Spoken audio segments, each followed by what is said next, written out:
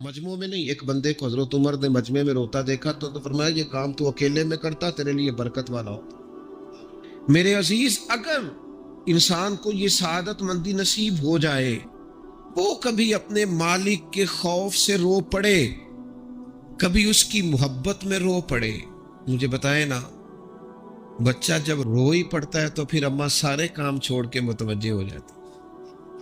لوگ کہتے ہیں وہ میرے پاس آیا تھا تو بس رو ہی پڑا تھا، تو پھر میں کیا کرتا؟ وہ رو ہی پڑا ہے تو معاملہ ختم ہو گیا۔ بچے کی شدید غلطی پر اسے ڈانٹا تھا، پر وہ رو پڑا، نرم ہو گیا دل ماں کا، باپ کا، چچا کا، بڑوں کا، چونکہ وہ رو پڑا ہے۔ عزیز بھائی، جب تو بھی رب کی بارگاہ میں رو ہی پڑے گا نا، جب تو اس کی خشیت سے ٹوٹ ہی جائے گا، جب اس کے حضور آ کے عرض کرے گا نا، مالک میں کہاں جاؤں تیری بارگاہ میں نہ ہو، کہاں جاؤں؟ قرآن مجید سورہ توبہ میں ارشاد فرماتا ہے فَلْيَضْحَكُوا قَلِيلًا وَلْيَبْكُوا كَثِيرًا، فرمایا انہیں چاہیے تھا کہ تھوڑا ہنستے، وَلْيَبْكُوا كَثِيرًا، اور زیادہ روتے۔ چاہیے تھا کہ ہنسنا کم کرتے، رونا زیادہ کرتے، لیکن ہمارے ہاں بات بات پہ ہنسنا، مذاق بنانا، مذاق اڑانا، نتیجہ کیا ہے؟ حضور علیہ السلام نے فرمایا بہت زیادہ ہنسنا دلوں کو مردہ کرتا ہے۔ انسان روئے، اس کے آنسو نکلے اللہ کے لیے، اس کے محبوب کی محبت کے لیے۔ نبی پاک صلی اللہ تعالی علیہ وسلم نے فرمایا، بخاری شریف میں صحیح درجے کی روایت ہے، کریم فرماتے اگر تم وہ جان لیتے نا جو میں جانتا ہوں،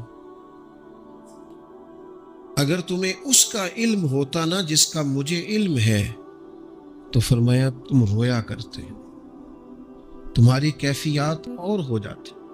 اپنی تنہائی کو آباد کریں، اکیلے میں اللہ اللہ کریں، تلاوت کلام مجید کا اس طرح کا ذوق ہو۔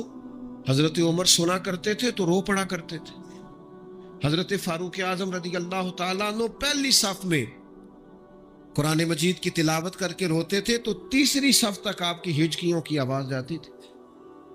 ان لوگوں کا درد ہی سارے کا سارا کتاب و سنت سے، اللہ رسول کی بارگاہ سے ہم نے نا اپنے آپ کو کمزور کر لیا ہے، دنیا داروں کے سامنے رو رو کے، دکھ بتا بتا کے۔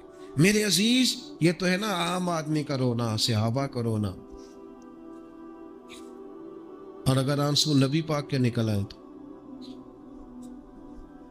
صحیح مسلم میں، صحیح بخاری میں حدیث ہے، سرکار دو عالم علیہ السلام ان آیات کی تلاوت فرما رہے تھے جو حضرت ابراہیم علیہ السلام کے بارے میں آئیں، جو جناب عیسیٰ کے بارے میں آئیں، جن آیات میں حضرت ابراہیم اور جناب عیسیٰ علیہ السلام نے کہا ہے اللہ بہت سارے لوگ گمراہ ہو گئے، بہت سارے لوگ گمراہ کر دیے گئے، اور جن میں یہ فرمایا کہ یا اللہ جو میری اطاعت کریں گے وہ میرے ہیں، اور جو میری نافرمانی کرے تو ان کے لیے غفور ہے۔ جب اپنی اپنی امت کے گناہگاروں کا تذکرہ جناب ابراہیم اور حضرت عیسیٰ علیہ السلام جو کرتے ہیں، اور قرآن مجید نے جس کا بیان کیا اس کو حضور نے پڑھا تو نبی پاک کی آنکھوں میں آنسو آ گئے۔ یہ مسلم شریف، حضور روئے۔ اللہ کریم نے حضرت جبریل امین کو کہا جبریل جائیے میرے حبیب سے پوچھئے کیا معاملہ ہے۔ حضرت جبریل آئے، حالانکہ رب جانتا ہے، آ کے عرض کی یا رسول اللہ رب فرماتا ہے آپ رو رہے ہیں، تو کہا جبریل امت کے لیے رو رہا ہوں۔ آپ کی توجہ ہے میری بات پہ؟ حضور امت کے لیے روتے ہیں، اللہ کرے امتی بھی کبھی نبی کے لیے روئے۔ کہا امت کے لیے رو رہا ہوں، تو حضرت جبریل امین علیہ السلام دوبارہ عرض گزار ہوئے مالک آپ کے حبیب امت کے لیے رو رہے ہیں، تو فرمایا میرے حبیب سے کہہ دیں وَلَسَوْفَ يُؤْتِيكَ رَبُّكَ فَتَرْضَىٰ، آپ کا رب آپ کو اتنا دے گا کہ آپ اپنے رب سے راضی ہو جائیں گے۔ اللہ آپ کو راضی کر دے گا، محبوب امت کے بارے میں پریشان نہیں کرے گا۔ حضرت حیثم بن مالک رضی اللہ تعالیٰ عنہ فرماتے ہیں نبی پاک علیہ السلام خطبہ دے رہے تھے، تقریر فرما رہے تھے، حضور کی باتیں دلوں کے میل کچیل اتارتی چلی جا رہی۔ فرماتے ایک شخص نبی پاک علیہ السلام کے سامنے بیٹھ کر حضور کی گفتگو سن رہے تھے، وہ رو پڑے۔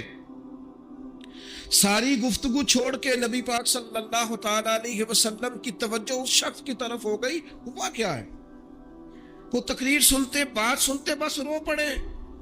تو نبی پاک علیہ الصلوۃ والسلام فرمانے لگے آج اگر وہ سارے مومن بھی یہاں موجود ہوتے جن کے گناہ پہاڑوں کے برابر وزنی ہوتے تو اس ایک بندے کے رونے کی وجہ سے اللہ سب کی بخشش فرما دیتا. اور نبی پاک علیہ الصلوۃ والسلام فرمانے لگے یہ رویا ہے تو اس کے رونے پر فرشتے بھی روئے ہیں. اور فرشتے دعا کر رہے ہیں کہ اے اللہ یہ جو نہیں روتے نا ان کے حق میں ان کی سفارش قبول کر لے جو تیری بارگاہ میں روتے ہیں. جو تیرے حضور عرض گزار ہوتے ہیں ان کی سفارش قبول کر لے، ان کے حق میں قبول کر لے. بعض بندے رٹیاں رٹائیاں دعاواں کرتے، بس وہ ٹھیک ہے ہاتھ اٹھا دیے جو مولانا صاحب کہیں گے ہم بھی، وہ بڑے محو ہو کے دعا کرتے. کسی نے ان سے کہا حضرت اتنی للہیت سے اور اتنی محویت سے اور اتنے ذوق سے دعا کیسے؟ فرمانے لگے میں نے اپنی بیوی سے طریقہ سیکھا. کہتے بیوی سے سیکھا ہے دعا مانگنے کا طریقہ. حضرت وہ کیسے؟ فرمانے لگے اسے کوئی کام تھا مجھ سے، کوئی گھر کا خرچہ تھا، اس نے بتایا خرچہ، میں نے اسے کہا ابھی میرے پاس پیسے نہیں ہیں، آتے ہیں تو دوں گا. 2-4 دنوں کے بعد پھر اس نے کہا میں نے کہا تھا گھر کے خرچے کے لیے کچھ پیسے، تو فرماتے ہیں میں نے کہا ابھی میرے پاس نہیں ہے، آتا ہوں تو دیتا. عورتوں کی عادت ہوتی ہے بار بار یاد کرانا. کہتے اس نے پھر یاد کرایا. وہ میں نے گزارش کی تھی کچھ پیسے چاہیے، فرماتے مجھے غصہ آ گیا. میں نے کہا تو کیا روز ایک ہی بات کرتی ہے، تجھے کہا ہے نا ابھی پیسے نہیں ہیں، آتے ہیں تو دے دوں گا. ہر روز یاد کرانے کا کیا مطلب ہے؟ ایک ہی بات کا رٹا لگایا پیسے چاہیے پیسے، ٹھیک ہے خرچ ہے آپ ٹھیک کہہ رہے ہیں پر ابھی نہیں میرے پاس. کہتے میں نے ڈانٹ دیا. سعادت مند خاتون تھی، حوصلے سے ڈانٹ برداشت کی. تو کہنے لگی غلطی ہو گئی، مجھے نہیں بار بار کہنا چاہیے تھا، آپ تو ناراض ہی ہو گئے، لیکن ایک بات یہ کہنی تھی کہ آپ ہی میرے شوہر ہیں، میں آپ سے نہ کہوں تو پھر کس سے جا کے کہوں؟ آپ سے ہی کہنا ہے نا، میرے آپ ہے نا میرے سر کے تاج، تو کس سے اور کہوں؟ میں اور کسی سے کہوں؟ شیخ فرماتے ہیں میرے ہاتھ میں کچھ چیز تھی، ہاتھ کانپا، وہ چیز گری، چھم چھم میرے آنسو ٹپکے، چھم چھم میں رو پڑا. تو خاتون کہنے لگی آپ کیوں روئے، کیا ہوا؟ تو فرمانے لگے مجھے تو رب سے مانگنے کا طریقہ تو نہیں سکھا دی. جب میں اس کی بارگاہ میں عرض کروں گا نا مالک بڑے دروازوں پہ گیا ہوں کوئی نہیں میری سنتا، بڑے درد کے ساتھ میں نے کہا ہے پر فریاد کو کوئی نہیں پہنچا، اے اللہ تو ہی میرا رب ہے، پھر تجھے نہ کہوں تو کس کی بارگاہ میں جا کے کہوں؟ نبی پاک صلی اللہ تعالی علیہ وسلم نے فرمایا 2 آنکھیں دوزخ میں نہیں جائیں گی. یا رسول اللہ صلی اللہ علیہ وسلم اتنا کرم، وہ 2 آنکھیں کون سی ہیں؟ فرمایا ایک وہ جو اللہ کی راہ میں رات جاگتی رہی، کسی سرحد پر پہرا دیا، کوئی ڈیوٹی کی، کوئی خدمت کی راہ خدا میں، جو آنکھیں بیدار رہی راہ خدا میں دوزخ میں نہیں جائیں گی. اور دوسرا فرمایا جو رب کی یاد میں رو پڑی، جس سے خشیت آئی، جو ڈر گیا پر ڈرا اللہ کے. آنسو فارسیل نہ ہو، کوئی اداکاری کا ماحول نہ بنائے، وہ اس طرح نہ ہو رو رو کے دعا، رکت انگیز دعا، اور فلاں کیا بات، فلاں کے بڑا رلایا اور فلاں میں بڑا درد تھا اور فلاں کے آنسو نکل آئے اور پیر صاحب قبلہ رو ہی پڑے. فارسیل نہ ہو چیزیں، اداکاری نہ ہو، اس کی طبیعت پر پورا اثر ہو. اور جب خشیت کے ساتھ وجود کانپتا ہے، وہ کسی نے کہا تھا کہ آنسو قربت کا سبب ہوتے ہیں. جب آپ کی روح کسی کی روح سے ملتی ہے تب آنسو نکلتے ہیں. جب تو اللہ سے پورا جڑ جاتا ہے نا، جب رسول کائنات کی بارگاہ سے تیری پوری توجہ لگ جاتی ہے، پھر آنسو بن کر دل تے پار پوے جس ویلے ادو پار بناون اکھیاں تے بے درداں محبوباں دے سارے ناز اٹھاون اکھیاں. تمہیں پتہ ہے فلسطین کی بیٹیاں بھی سیدہ خدیجہ الکبریٰ کی بیٹیاں ہیں، وہ مومنوں کی مائیں ہیں تو ان کی بھی تو مائیں ہیں نا. فلسطین کی بہنیں بھی صبح قیامت حضرت فاطمہ کے پلو میں پناہ لے گی. نبی پاک صلی اللہ تعالی علیہ وسلم نے فرمایا من اذا مسلمن فقد اذانی. میں کیسے وہ بات آپ کے دلوں تک اتاروں کہ حضور نے فرمایا جب میرے مسلمان کو تکلیف ہوتی ہے تو مجھے تکلیف ہوتی ہے، مجھے درد ہوتا ہے. اس رسول کی امت جو کافروں کی رسیاں زور سے باندھی جائیں تو حضور فرمائیں ڈھیلی کر دو. یہ ہائے ہائے کرتے ہیں تو مجھے نیند نہیں آتی. اگر بدر میں قیدی بنا کے لایا گیا کافر ہائے ہائے کرے تو حضور کو نیند نہیں آتی، تو مجھے بتاؤ کہ فلسطین کی بیٹیاں ہائے ہائے کرتی ہیں تو گنبد خضرا میں محبوب کو آرام ہے. میرے عزیز، بے حسی کی زندگی، چھوٹے موٹے بیانات، تو بھی کہہ دے تھوڑا سا فلانے کا بیان نہیں آیا، کیا کرنا ہے بیان دے کے، کیا بات کرنی ہے تذکرہ کر کے. دوستو آؤ رو کے دیکھ لیا ساری دنیا کے سامنے، کچھ رب کے سامنے رو کے نہ دیکھ لے. اب اسے کہے نا، اب حضور کی بارگاہ میں عرض کر کے نہ دیکھ لے کہ تجھ سے فریاد ہے اے گنبد خضرا والے. اب کعبے والوں کو ستاتے ہیں کلیسا والے، اور کی اگر تو نے دل مسلم کی دل جوئی نہیں، پھر ہمیں تانا دیں گے بت کہ مسلم کا خدا کوئی نہیں. اب اللہ رسول کی بارگاہ کی طرف رجوع نہ کر لیں.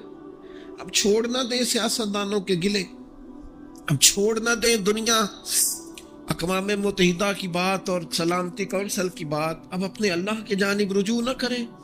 دیکھو نا، نبی پاک صلی اللہ تعالی علیہ وسلم نے ہمیں فرمایا تمہارے آنسو قدر والے ہیں، رب رسول کی بارگاہ میں بہانا، ان کو ضائع نہ کرنا.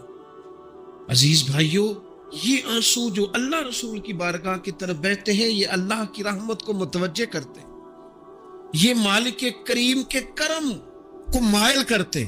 ہمارا مسلح آباد ہونا چاہیے. وہ مجھے ایک دوست کہنے لگے صرف دعا کریں فلسطین کے لیے، آپ نے کہا جم کے دعا کریں، صرف دعا کرنے سے کیا ہوتا ہے؟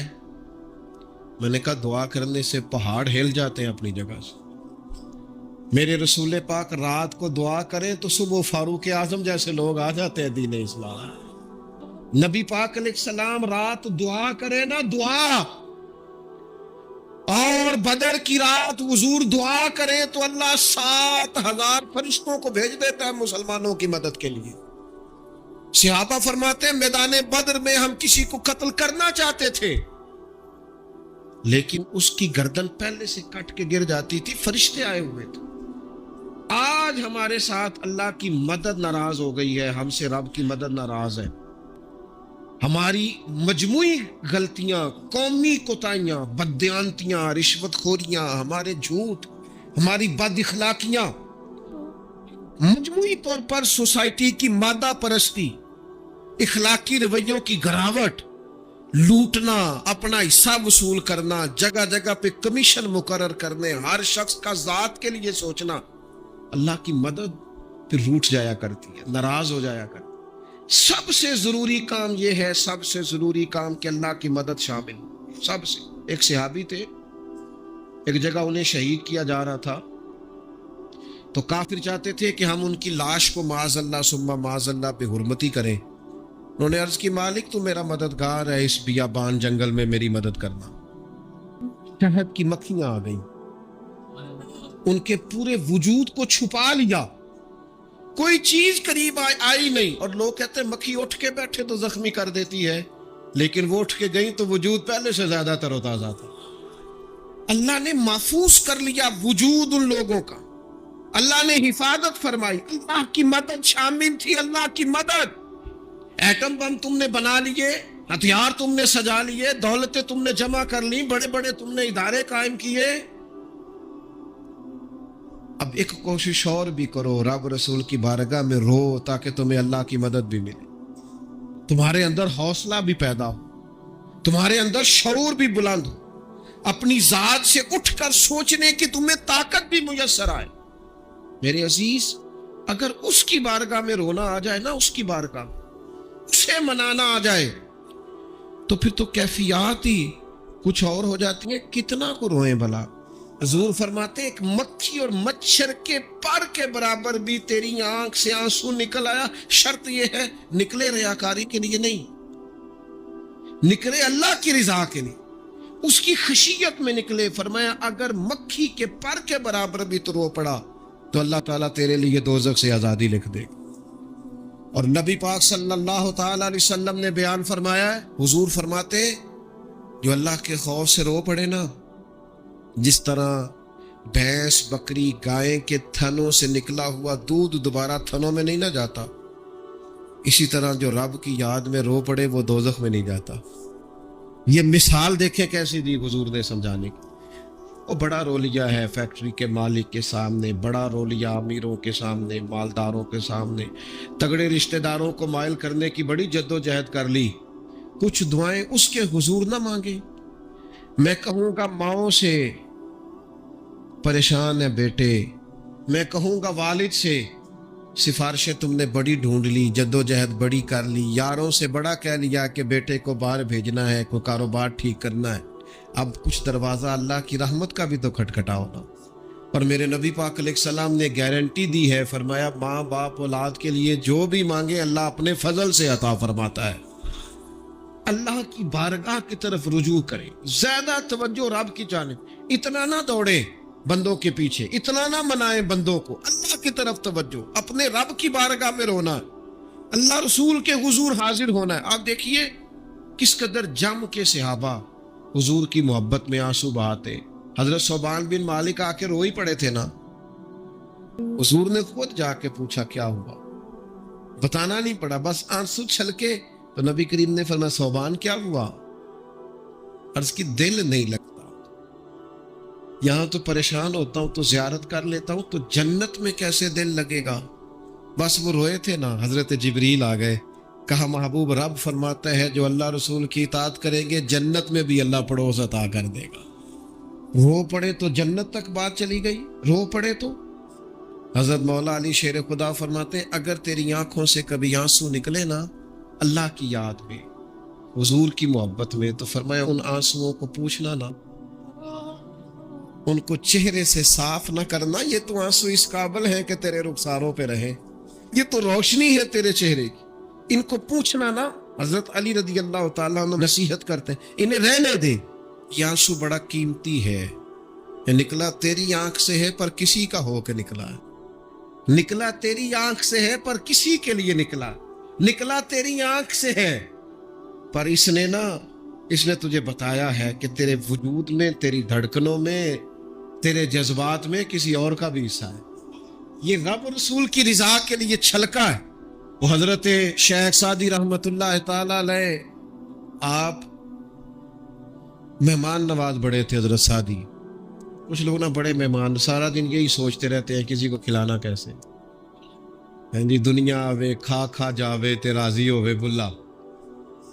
تو حضرت سعدی مہمان نواز بڑے تھے تو قرضہ چڑھ گیا، قرضہ صرف مہمانوں کو کھانا کھلانے کا ہی تھا۔ تو ایک دن سارے ہی قرض کھا کے بیٹھ کے کہنے لگا بابا پیسے دیں گے تو جائیں گے، پیسے رکھ، سب جھگڑا کر رہے ہیں۔ حضرت سعدی کہتے ہیں وہ مطالبہ کر رہے ہیں پیسے دو اور مجھے ٹینشن ہے، ان کو کھلایا پلایا کچھ نہیں۔ تھوڑی دیر گزری تو ایک بچہ آ گیا کچھ بیچتا بیچتا، اس نے آ کے کہا نوجوان نے کہ جناب میں مجمع دیکھتے ہیں تو بعض لوگ بیچنے والے آ جاتے ہیں، اس نے وہ چیز بیچنے کے لیے سامنے کی تو کہنے لگا لینی ہے، تو حضرت فرمانے لگے میرے مہمانوں کو دے دو کھا لیں۔ انہوں نے دے دی، اب وہ کہنے لگا پیسے، تو حضرت بڑے پریشان ہوئے، کہنے لگے بیٹا آپ بھی بیٹھ جائیں، یہ بھی سارے پیسے لینے ہی آئے، ان کو ملیں گے آپ کو بھی مل جائیں گے۔ تو وہ نوجوان رو پڑا،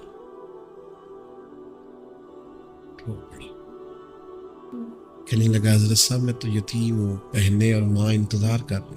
حضرت بڑے پریشان ہوئے، یہ کیا ہو گیا؟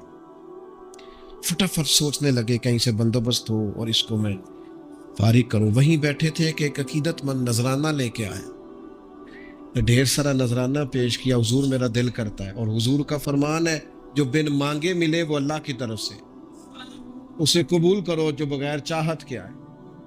تو اس نے نظر پیش کی تو وہ ڈھیر سارا نذرانہ تھا، حضرت نے جن کے پیسے دینے تھے سب کو دیے، اس کو بھی دیے، سب قرضے ادا کر کے بھی تھوڑے سے بچ گئے۔ تو ایک بندہ صاحب دل تھا، کہنے لگا حضرت ہم بڑے دنوں سے آ رہے تھے، پیسے نہیں مل رہے تھے، آج کیسے مل گئے؟ فرمانے لگے تم میں کو رونے والا کوئی نہیں تھا، ایک بھی رونے والا ہو تو باقیوں کا کام بھی۔ وہ میرے ایک دوست ہے، ان کی بات مجھے بڑی اچھی لگی، وہ کہتے ہیں تگڑے رشتہ دار آتے ہیں نا تو کئی دفعہ میرا معاذ اللہ جھوٹ بولنے کو دل کرتا ہے، کہتے ہیں حالات کیسے ہیں تو میرا دل کرتا ہے ان کو کہنے کو کہ تم سے بڑے اچھے ہیں، اگرچہ غریب بھی ہے۔ کہتے ہیں میں چڑھتا ہوں کہ بندوں کا کیا کام ہے آ کے میرے لیے پریشانی کا اظہار کریں اور کہیں کوئی حکم ہوا تو بتانا، کیا مطلب ہے؟ وہ کوئی شاعر تھا نا، تو کوئی بندہ 5 روپے پھینک گیا اس کو، اس نے کہا جی آپ کو ضرورت ہوگی، تو بڑا دانشور آدمی تھا، اس نے کہا اٹھ اپنے پیسے لے جا، مجھے ضرورت ہوگی تو اللہ رسول سے مانگ لوں گا۔ اس نے کہا یہ آرزوئے طلب اور میں آپ سے کروں، تیرے جیسے بندے اب مجھے دیں گے؟ یہ آرزوئے طلب اور میں آپ سے کروں، یہ بھیک اس کو دیجئے جس کا خدا نہ ہو، میں رب رسول کی بارگاہ میں رو لوں گا، مجھے اللہ کی بارگاہ سے ملو۔ کتنا ملے گا؟ وَيَرْزُقْهُ مِنْ حَيْثُ لَا يَحْتَسِبُ، اتنا ملے گا کہ بندے کا گمان بھی نہیں ہو۔ میرے عزیز، لوگ تو تھوڑا دیتے ہیں تو پریشان کرتے ہیں، اس رب کی طرف رجوع کریں جو اتنا دیتا ہے کہ بندے لے لے کے ہی تھکتے ہیں، وہ دے کے نہیں تھکتا۔ اللہ کے حضور اپنے آنسو بہائیں، کچھ وقت عبادات کے لیے رکھیں۔ آپ جتنے بھی انبیاء کے تذکرے پر، حضرت شعیب علیہ السلام بڑا ہی رویا کرتے تھے، اللہ کریم نے پوچھا جنت کے لیے روتے ہو کہ دوزخ کے خوف سے؟ کہا مالک میں تو تیرے لیے روتا ہوں، تیری چاہت میں روتا ہوں، تیرے لیے آنسو بہاتا ہوں۔ میرے عزیز، انبیاء ہو، صلحاء ہو، اتقیاء ہو، صحابہ ہو، اہل بیت ہو، جم کے آنسو بہے۔ جنہیں رونا آ گیا نا انہیں منانا آ گیا، جنہیں رونا آ گیا ان پہ رحم آ گیا، جن کی آنکھیں چھلک پڑیں وہ محبوب کو پا گئے۔ شرط یہ ہے کہ تنہائی ہو، بندہ اکیلا ہو، رج روئے، پر روئے اللہ رسول کے لیے، ان کی بارگاہ میں روئے۔ باہر تو نکلے تو پھر تو منہ دھو کے نکلے نا، آنسو بندوں کو نہیں دکھانے، آنسو اللہ رسول کو۔ میری آپ سے درد سی گزارش ہے، میں نے جیسے کہا نا دعائیں بڑا انقلاب برپا کرتی ہیں، ایک رات صرف میرے کہنے پر 2 رکعت نماز پڑھیں، پھر استغفار پڑھیں 70 بار، پھر اتنا ہی حضور کی بارگاہ میں درود و سلام عرض کریں، پھر رج کے روئیں، اللہ سے عرض کریں اللہ اس وطن کے حالات بھی بدل دے، اللہ امت کے لیے بھی آسانی کر، اللہ تعالیٰ فلسطین کے مسلمانوں کے لیے خیر فرما دے۔ ہم اگر اجتماعی طور پر اور انفرادی طور پر اپنے رب کی بارگاہ میں دعاؤں کا رشتہ مضبوط کریں گے نا تو بڑا ہی کریم ہے۔ جب اتنے سارے لوگوں کے ہاتھ اٹھتے ہیں نا، میں یہاں بھی کئی دفعہ لمبی دعا کرتا ہوں جمعے کے بعد، سوچتا یہ اتنا بڑا مجمع ہے، ہزاروں لوگ ہیں، تو ہو سکتا ہے کسی ایک نیک آدمی کی آمین سے کئیوں کا بھلا ہو جائے۔ ایک جملہ کہہ کے لوگ سائڈ پہ ہو جاتے ہیں، بندہ بیچارہ ساری رات تڑپتا رہتا ہے، ایک فکرے کا تبصرہ کر کے لوگ کونے میں چھپ جاتے ہیں، اور کسی آدمی کے لیے وہ اسے سولی پہ لٹکا جاتے ہیں۔ اب پہلے تو اللہ سے یہ معافی مانگے کہ رب اس جرم سے ہمیں محفوظ فرمائے۔ اور اب تو لوگوں کی زبانیں اتنی لمبی ہو گئی کہ وہ صحابہ تک چلی گئی ہیں، اہل بیت نبوت تک چلی گئی۔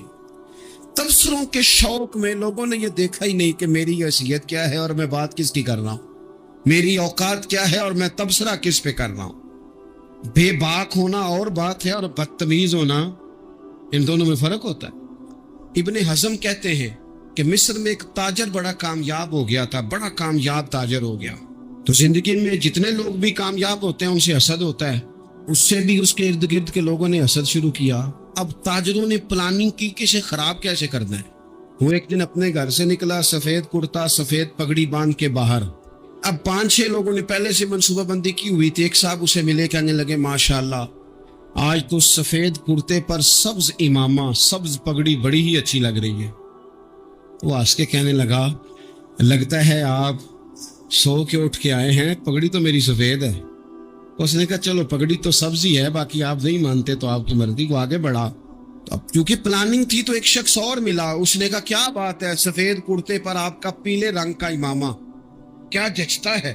اس نے کہا یار کو خدا کا خوف کر، ہنس کے کہا کیا ہو گیا، تیری اینک کا نمبر تو نہیں تبدیل ہونے والا ہوا؟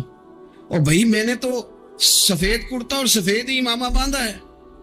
اب 2-3 لوگوں کی دفعہ تو وہ مسکرایا، لیکن وہ ڈھیر سارے لوگوں نے منصوبہ بندی کی تھی. وہ جب چوتھے کے پاس گیا تو اس نے بھی کہا کہ کیا بات ہے سفید کرتے پر پیلے رنگ کے امامے کی. اس نے کہا پیلا کہاں ہے؟ اب وہ غصے ہونے لگا.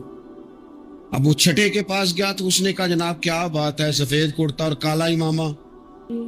اب وہ غصے میں اتنا باولا ہوا کہ پہلے ہنسا پھر رویا، پھر اسے سمجھ نہ آئی کہ دکان کا تالا کس چابی سے میں نے کھولنا. بس وہ شام ہوئی تو اس بیچارے کو بچوں نے روڑے مارنے شروع کر دیے.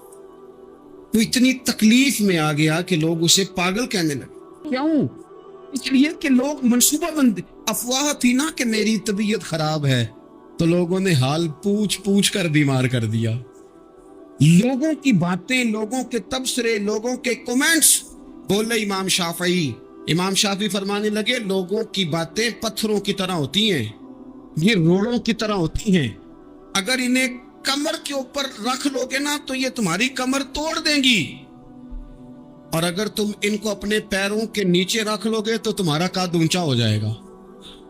بس دنیا میں وہ لوگ پریشان ہوتے ہیں جو لوگوں کی باتوں کو کندھوں پر سوار کر لیتے، جو پیروں کے نیچے رکھے، جو پاؤں کے نیچے رکھے ان کا قد. وہ پرانے زمانے میں نا عارف رومی رحمت اللہ علیہ فرماتے کہ ایک بیل گائے گر گئی تھی کنویں کے اندر، تو اب وہ لوگ اس کو نکال تو نہیں سکتے تھے، تو انہوں نے اس طرح کیا کہ مٹی ڈالنی شروع کر دی کہ اب بدبو آئے گی، پریشانی ہوگی، تو اس کو بند کر دیتے ہیں اندر ہی کنویں کو، کنواں نئی جگہ پہ کھود لیتے.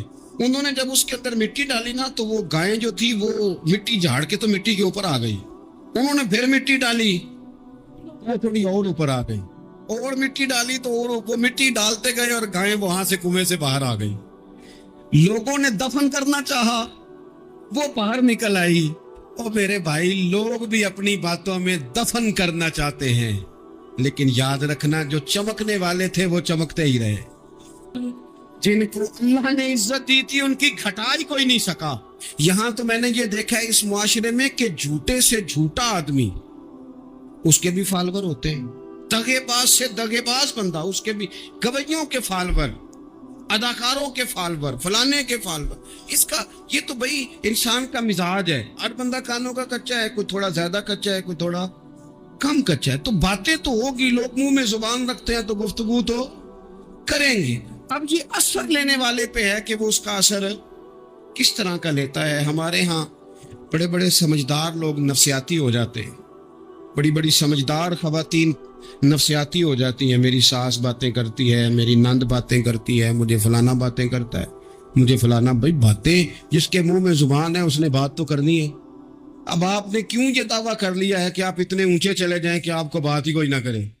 کیا حرج ہے اس میں؟ اگر کوئی آپ کو بات کر دے تو کیا ہے، ہم کسی نے کر لی تو پھر کیا ہوا؟ اس کا اتنا اثر قبول کرنا کہ ساجدہ سونا ہی نہ، پریشان ہو جانا.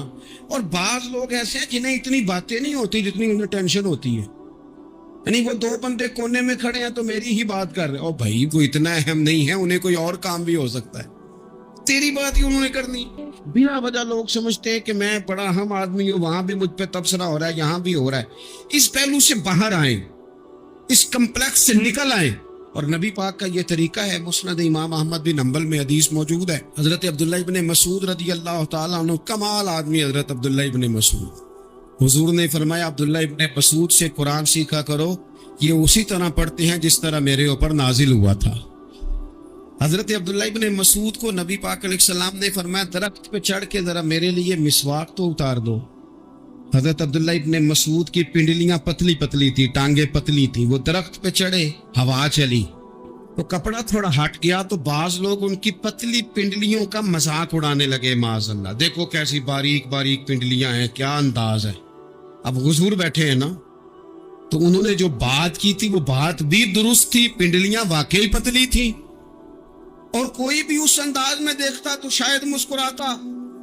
جب انہوں نے کہا نا دیکھو پتلی پنڈلیاں، تو حضور نے ہمارے لیے طریقہ کیا چھوڑا، ہمارے لیے سیرت کیا چھوڑی. حضور سید عالم فوراً ارشاد فرمانے لگے، نبی پاک فرمانے لگے چپ کرو، تم میرے عبداللہ کی پنڈلیوں کو پتلا پتلا کہہ رہے ہو نا، قیامت کے دن جب میزان لگے گا اور ان پنڈلیوں کا تمہیں وزن پتا چلے گا، پھر پتا چلے گا میرے عبداللہ کی شان کیا ہے.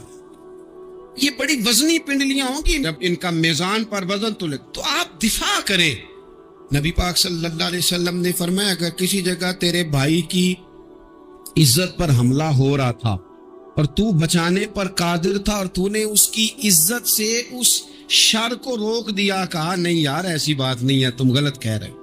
فرمایا اگر تم کسی کی عزت کا دفاع کرو گے تو فرمایا جہاں تمہاری عزت خراب کی جا رہی ہوگی رب وہاں تمہاری عزت کا دفاع فرمائے گا، اللہ تمہاری عزت کا محافظ بن جائے گا۔ لیکن ہم کیا کرتے ہیں؟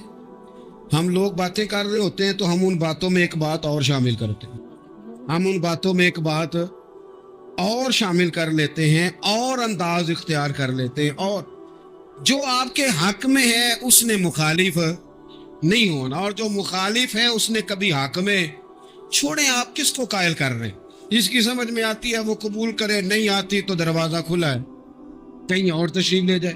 ہمارا یہ مزاج بن گیا کہ بلا وجہ کی وضاحتیں بھی بندے کو کمزور کرتی ہیں، بلا وجہ۔